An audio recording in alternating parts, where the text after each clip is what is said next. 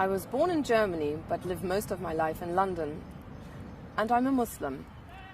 I decided to convert to Islam as a European woman because the more I studied the faith, the more I realized it could give me the peace and meaning I'd always felt was missing from my life.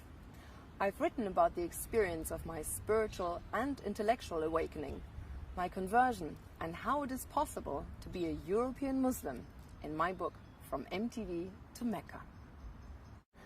Music and the arts have always been a part of my life. I was a presenter on MTV Europe for many years, so I got to meet and interview some of the biggest names in rock and pop music.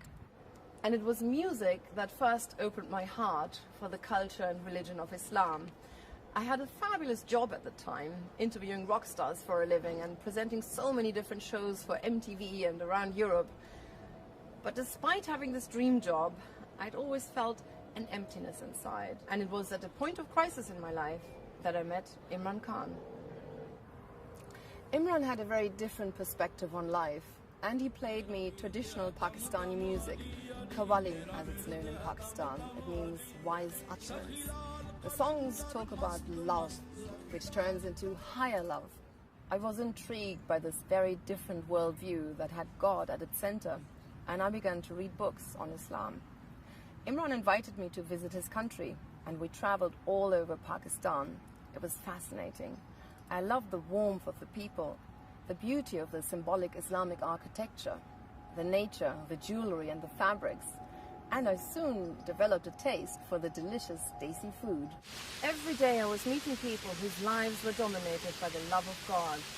They cared very little for material things or show business. It was a stark contrast to my life at the time, and I began to question everything I knew. Where do I come from? Where am I going? What's the purpose of life? After studying for 3 years, I realized if I wanted to feel the beauty I was reading about and taste the spiritual fruits, there was only one way: get down on my prayer mat and start practicing.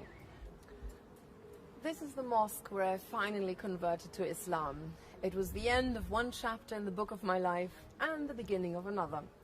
At first, it was fraught with many challenges. I lost all my TV jobs because of the climate of intense Islamophobia at the time. This was in 1995, so way before 9/11. But I quickly realized how little the Western media knew about Islam. They speculated whether I would start presenting my youth show from behind the burqa or supported terrorism, which of course was ridiculous. But now that I'd found it, there was nothing that could deter me from my faith. It's an inner source of serenity, tranquility, and that emptiness that I'd felt before was now filled with meaning. I went to explore different parts of the Islamic world, from Turkey to Syria and Egypt to Morocco, and I met an array of wonderful teachers and marveled at the beauty of the Islamic architecture. It was an amazing journey of discovery that culminated in the journey of a lifetime for any Muslim. The Hajj, the big pilgrimage to Mecca.